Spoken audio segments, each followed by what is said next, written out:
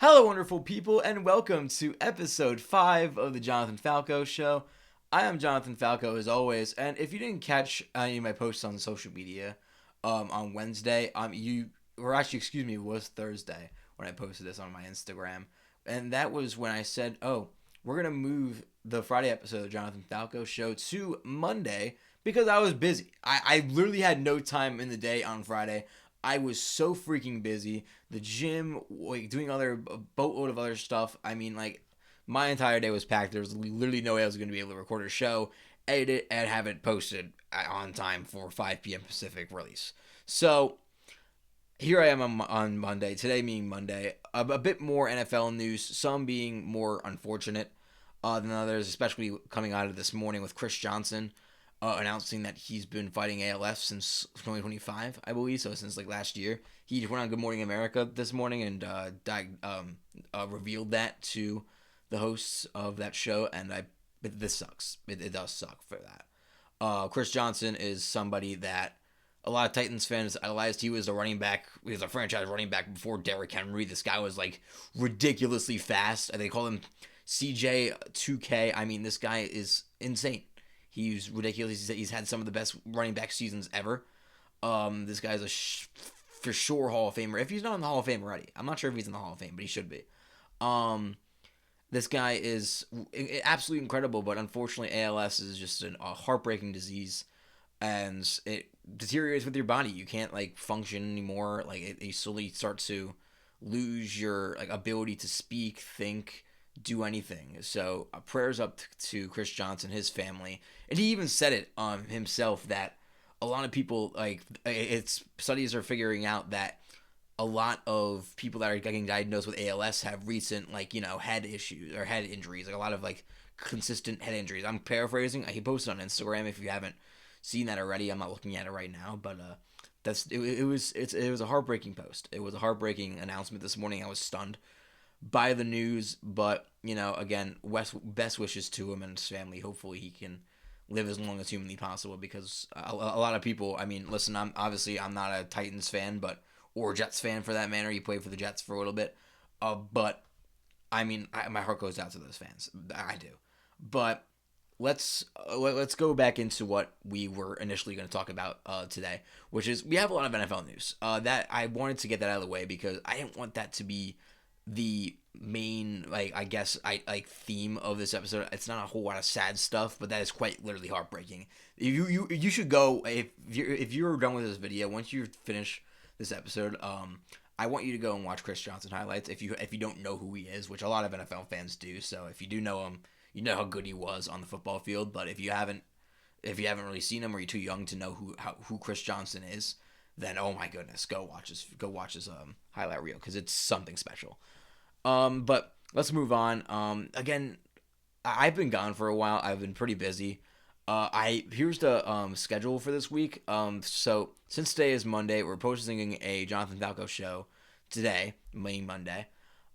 We're not going to have one, obviously, on Wednesday, which is traditional to the schedule. But on Friday, we are going to have one. So just one 10-15 minute-ish video this week. So it'll be posted on Wednesday. I'm likely going to do a draft preview of either Julian Neal or Bo Stevens. Or a season preview, I should say, not a draft preview. They already freaking drafted. What am I saying? But one of those two, like those are two very intriguing prospects. Already did what's his name? Oh my gosh, Jadarian Price. I really want to wait on Bud Clark because he is somebody who I am looking forward to watching on day one. Like he is my favorite draft prospect in the Seahawks draft class, so I'm waiting to do him last toward like a little bit closer to the season. Just so, like, actually not really that much closer to the season. It'll probably be posted around, like, late July. Or maybe mid-July, if I'm being honest with you. Because I want to get, like, these next couple weeks, I want to get all the season previews for the rookies out. Just so you guys know what is going on with these guys.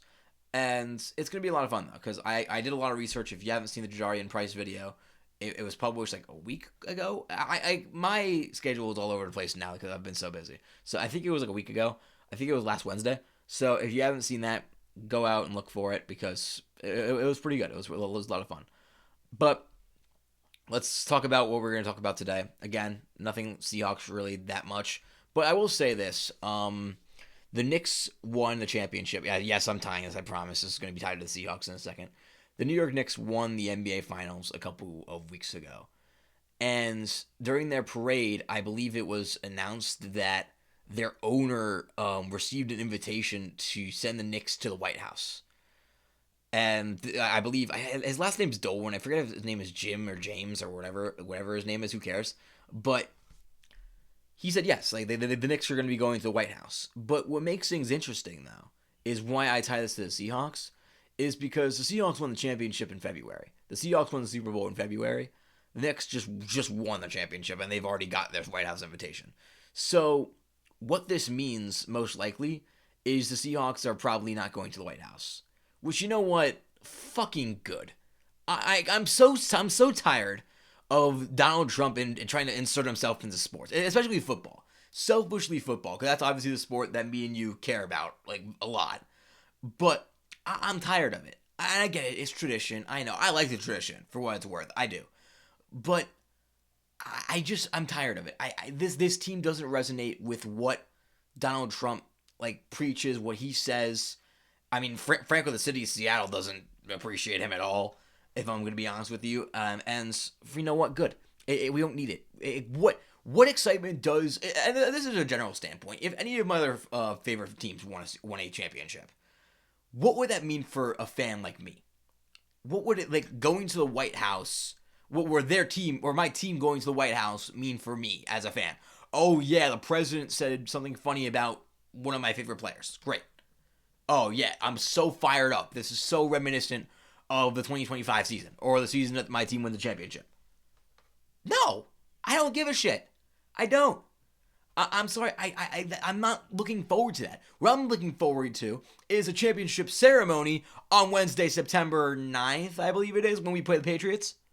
That's what I'm looking forward to. That's the last time I'm going to reminisce the 2025 Seahawks in person. Or live, I guess I should say. Just to kind of like think back. Because, I mean, listen, this 2025 team is going to be a part of my life forever. I'm going to be thinking about this team. Like, there will be stories of this team that I'm going to tell my kids one day. That's how special this team was to me. But at the same time, when I'm thinking about it live, just when we raised the banner in Lumen Field, that's the last time I'm going to think about, okay, this team deserved it. That's the last time a lot of fans are going to be like, yo, this 2025 team was freaking special. Like, live in front of us. This is when last time the Seahawks are going to celebrate it, unless it's like a 25-year anniversary of it, which, frankly, I hope not, because I want to win more Super Bowls. So, I don't like the idea of, 25 years since then, 25 years, like, whatever. Like, I want more Super Bowls. So, I don't care for it. But, again, back to the White House stuff. I hate to start this off because this is quite literally it. This is the only Seahawks news out there besides for Sam Darnold excelling in minicamp, which, shocker, right? I mean, no, I'm sorry. Was it training camp, minicamp? Whichever one just happened a couple weeks ago. I always forget which camp it is, but Sam Darnold excelled. Matt Hasselbeck was impressed, but that's pretty much it. But this White House stuff is pissing me off. I had to get this out of the way. I'm tired of it. I'm tired of politics in sports. I am. I like the tradition. I do. I don't care. I don't care if the Seahawks go, if they don't go. And a lot of fans would agree with me. A lot of you guys probably agree with me. That's probably not a hot take at all.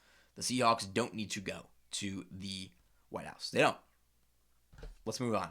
And I didn't necessarily want to start off again with quote-unquote sad news for NFL fans, but for us Seahawks fans, this is fucking hilarious. This Brandon Ayuk stuff, I have yet to talk about this Brandon Ayuk stuff. Because we only usually get Jonathan Falco show episodes once a week. Because I'm doing other content for Seahawks related stuff. Go figure, Seahawks podcast.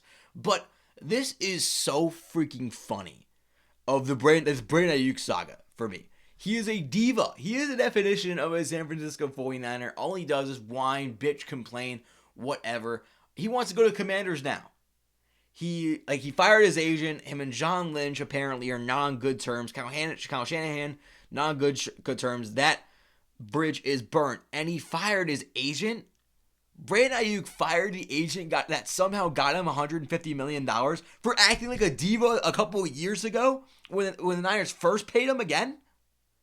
That is just hilarious. I'm sorry. That is so funny. Because, okay, whatever. Okay, if like this, something like this happens all the time when it comes to like, okay, a player burns a bridge with a team like John Lynch and Kyle Shanahan. That happens when an NFL player, kind of, gets into their diva aspect of their life, and they want more money, and you're holding out, etc., etc. But the problem is, again, now I just said it. He doesn't have an agent. Brandon Ayuk doesn't have an agent, and he's sitting here complaining about, he's not cool with Kyle Shanahan and John Lynch. Oh, let me go to the Commanders. Oh my goodness, because he wants to go reunite with his. I believe he played with Jaden Daniels in college, if I'm not mistaken. Right? Is that the correlation there? I'm not sure about that. Don't quote me on that. I'm pretty sure they played together, but. That's why I think that's kind of why he wants to go. I'm pretty sure he does have a connection with Jaden Daniels, but it's so funny. It's because this guy, mind you, he doesn't have CTE. He doesn't have CTE. I mean, as far as we know, he probably does, but he broke his leg. He didn't break his leg. He had an ACL injury. I'm pretty sure he fucked up his leg somehow. He was out for like a good portion of, like, I think it was a season ago. Who cares about Brandon Ayuk, right? I mean, like. It's sad as an NFL fan because this guy is a heck of a talent, but it's funny in the matter of this guy is a literal diva. This guy's been a diva for the past few years. Nobody likes him. He's been caught speeding numerous times around the Bay Area. I mean, this guy is a menace to society in a bad way. Like, Brandon Ayuk should not be stepping foot onto a football field again.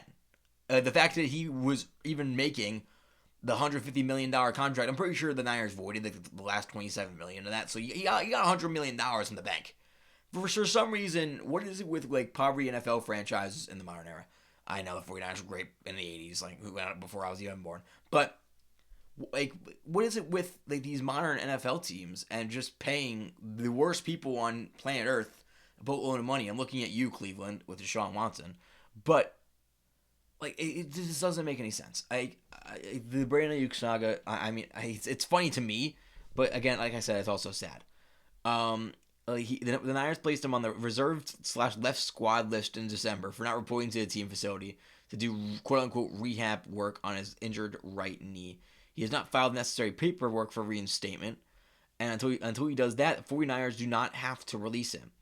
Perhaps if this would have happened already, if Ayuk had communicated with his agent, or if Ayuk would have reported to the 49ers facility, presumably on advice from his representatives. In July, the Niners voided $27 million of his guarantee money, meaning July of 2025. And this entire saga, dude, it doesn't make sense. I don't want to talk about this anymore because it's funny, but I also don't want to make too much fun of the guy because, again, he's a heck of an athlete. Let's move on. When I said that this episode wasn't going to be with all the, investigative stuff, all this this is quite unfortunate for a player or a person, all in different meanings, obviously, with the news is coming out between Chris Johnson with his unfortunate. That's still heartbreaking to me with Chris Johnson stuff. Brandon Ayuk's whole freaking saga. And now this is also somebody that I haven't talked about on the show yet, and I haven't really expressed my thoughts anywhere, quite frankly, because, again, Seahawks podcast, who cares? But Brennan Sorsby has a fascinating story in a lot of the wrong ways, a lot of the worst ways possible, because this guy gets caught gambling. I believe it wasn't for Texas Tech. I don't believe it was. I think he went to college somewhere else. I'm forgetting where it was, but he was gambling on the team then as the backup quarterback. Then and he doesn't get caught, obviously, or else he wouldn't have even played for Texas Tech. He goes to Texas Tech this past year and plays for them. Nobody knew about this. And then a few months ago, he gets caught for gambling when he was the backup quarterback for the team that he was on. I'm still forgetting who he played for. But now the latest part of this is that he was trying to get in via a supplemental draft. And the NFL decided to not hold one because he would have been the only eligible player, and frankly, it's smart by the NFL because that would have been a bad PR stunt. Because if Sorsby was the only eligible supplemental draftee, then only one player can get picked in this supplemental draft, and that's him. And that's a terrible PR move because one team would have to bank on this guy with the stuff that he had to deal with while in college. So now his sight's set on the 2027 NFL draft. In that loaded future NFL QB class, you can pick a way. You can say that you can pick the top 3 players in that class, in this upcoming class. And in my eyes, that's Dante Moore, Arch Manning, and maybe Julian Sayin are my 3. I might be forgetting somebody at 3, but it's definitely Dante Moore. Dante Moore's the 1 as of right now. Arch Manning's the 2. I think Julian Sayin should be the 3. All 3 of those guys can fuck up. Like, they can all have ridiculously bad years. They can all be disappointing. And Sorsby still wouldn't have a shot at making the NFL. He still wouldn't have a shot. Because Lenore Sellers is there. You're forgetting about C.J. Carr out of Notre Dame. You're going about, like, there are a bunch of other people. Gunnar Stockton, I'm not ranking them like order by order. I'm forgetting people. Jaden Mayava, if he does well at USC. There are a lot of people that are going to be coming into the NFL just from this draft. And granted, I don't think Dante Moore is going to fuck up. This guy was a top 3 pick coming into the 2026 draft, but he decided to stay at Oregon, so he didn't have to play for the Jets. Arch Manning, he had a great second half to the year. Julian Sayin was one of the best passers in college football last year. These guys are all going to succeed, presumably, barring injury. Knock on wood, because all those guys are great talents. I love seeing good quarterback play when I watch college football.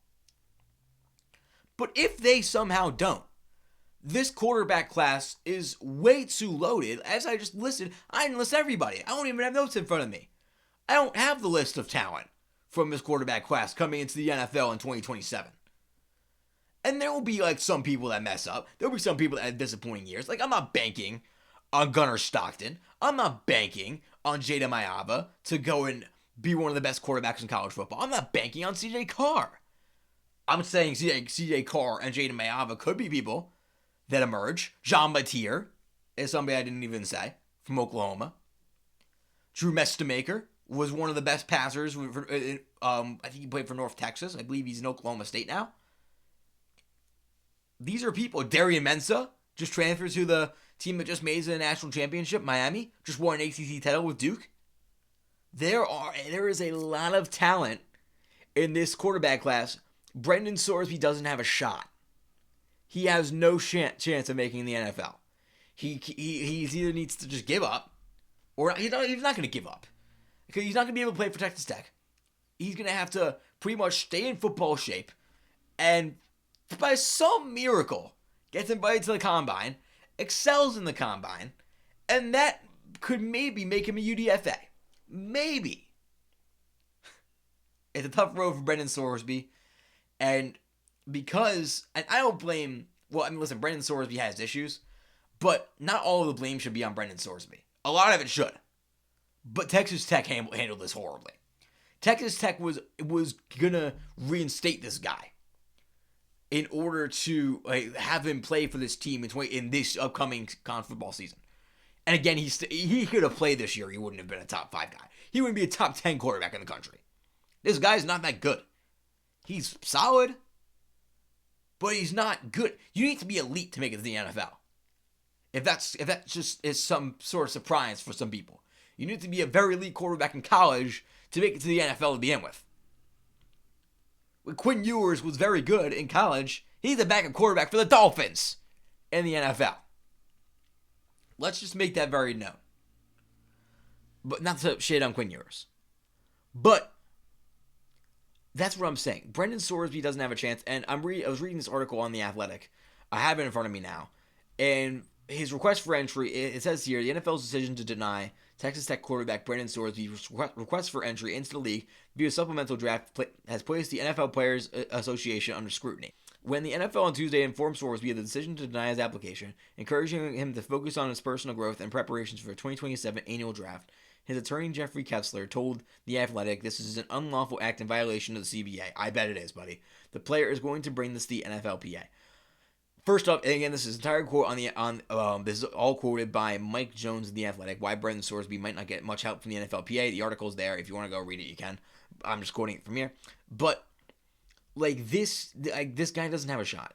Nobody from the supplemental draft of recent history, as far as I can remember, have never really succeeded coming from the supplemental draft into the NFL.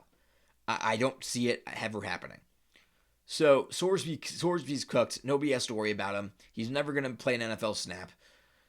This story needs to end. But the thing is, though, the thing with the Sorsby stuff is this isn't going to have an effect on the NFL. What it is going to have an effect on is the world of college football. Because the college football did jack shit to punish this guy until they had to. Until the media forced them to punish him. Until they forced Texas Tech to say, no, we're not going to let this guy play anymore. They had to be forced. They were going to do it. They were going to, if people on social media, if fans didn't stick up and protest this move, I bet you Brendan Sorsby would be ready to go come August playing for Texas Tech, for the Red Raiders. But no, people stuck up. And you know what? Good for you guys. Good for you guys that went on social media, critiqued this move, and said how bullshit this was, because it was. But now the NCAA has a problem, and that's a matter of how are they going to be punishing people for gambling? How are more harsh punishments going to be implemented for people like Brendan Sorsby? Because this guy got a slap on the wrist, barely, initially.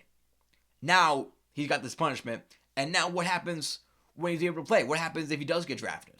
That's the other question. What happens if, by some reason, Brendan Sorsby gets drafted? There was no punishment for him.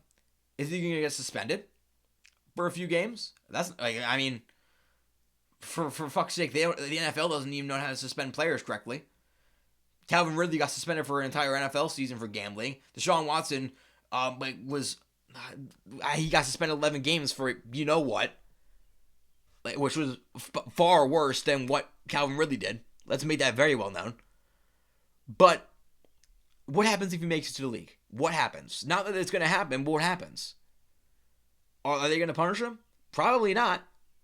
Probably. They'll probably, because he did. The NFL is pretty harsh on their gambling policy, so maybe he'll get punished. But again, he's not making it to the league. But college football needs to implement harsher punishments. That's what I want you guys to get away from this, or to get out of this, I should say, is that the college football committee, the NCAA, needs to have harsher punishments for players that break the rules, or else everybody is going to break the rules, and the NCAA is going to have a problem. Enough of Brendan Sorsby. Let's move on. Now, the next thing I want to do is, I do want to transition back to the Seahawks because, again, there's only so much repetitive NFL news you can talk about on June 29th. Now, here's something that I haven't done, and that is comparing the two Seahawks defenses that are two of the best defenses in the modern history of the NFL. One, I argue, is the best defense of all time. Well, let me backtrack for a second. I want to compare two teams, the 2013 Seahawks and the 2025 Seahawks.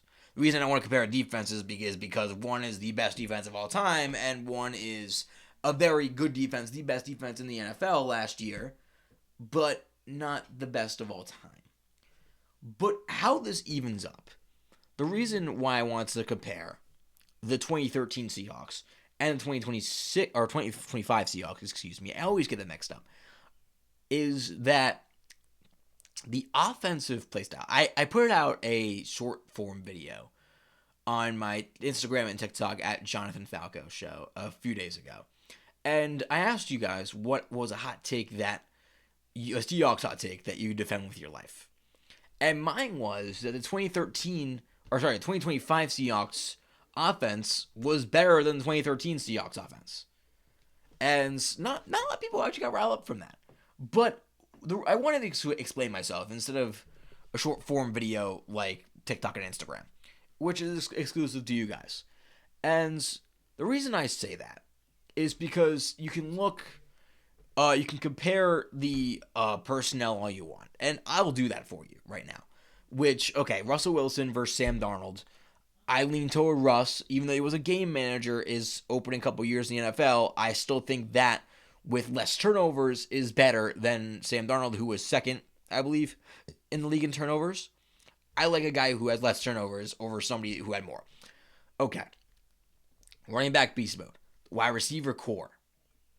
I like the 2025 Seahawks, not just because of JSN. Rashid Shaheed did very well. Cooper Kupp did very well. Torrey Horton did well to start the year. And you had the depth. Jake Bobo had a touchdown in the postseason. I mean, there was a lot of depth. The play calling for these receivers, which I'll get to in a second, was better.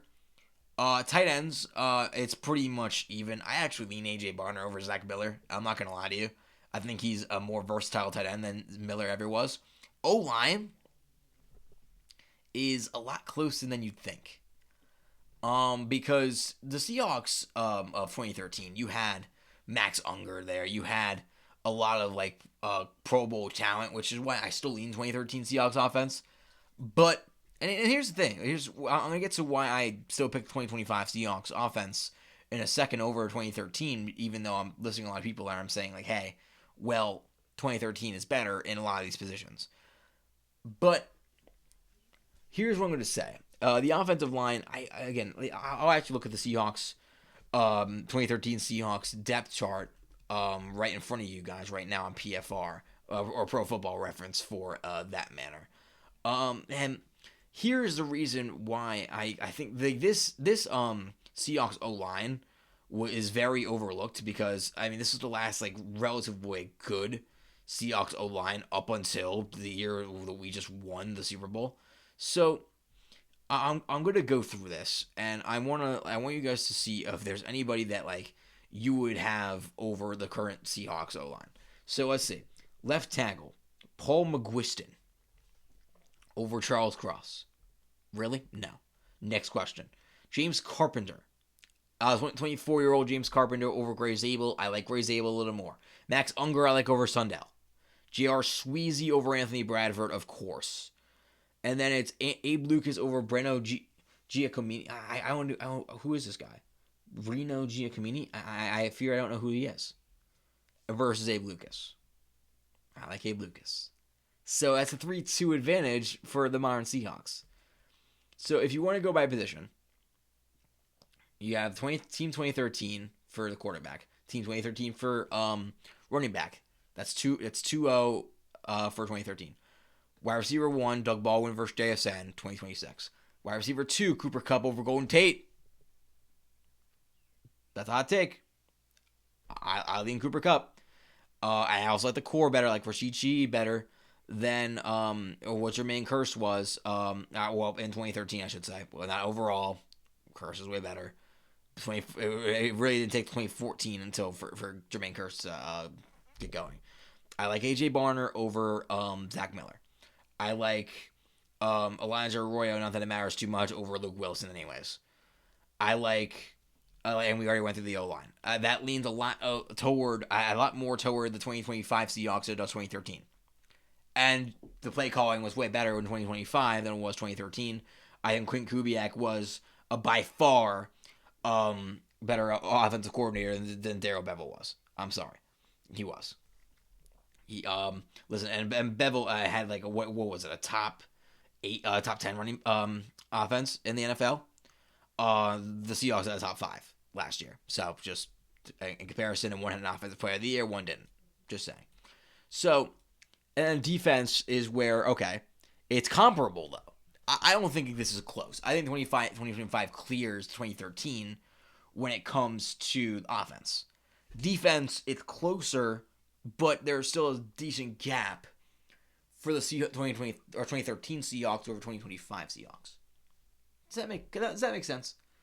That's kind of which way overall I still lean 2013 because defense wins championships, and you have the best defense of all time on one team that shut down the best offense of all time to 8 points. Seahawks defense didn't do that. They shut down Drake May. And the most fraudulent Super Bowl appearing team in modern NFL history. In the New England Patriots last year. Don't color me shocked if they don't make the playoffs next year. The Patriots. Don't color me shocked. All I'm saying. Now, I want you guys to think about that. Let me know in the comments below about which team you're picking. I still pick 2013, but 2025, the Seahawks offense, in my opinion, was better. But good amount of content today, but I said I was going to go an hour, but I thought there was going to be an hour of content for the NFL. I promise you there will be more content this summer. I mean, Wednesday I'm gonna have a lot of fun with Julian Neal. Yeah, I'm confirming it's gonna be Julian Neal, a Julian Neal themed episode of a whole season preview for Julian. It's gonna be a lot of fun. I'm excited for it, but that's all I've got for you guys today. Thank you guys so much for listening. Whether you're on if you're on Spotify, drop a follow. Keep your notifications on for that as well, because episodes will be dropping. I might drop some surprise episodes. We'll see.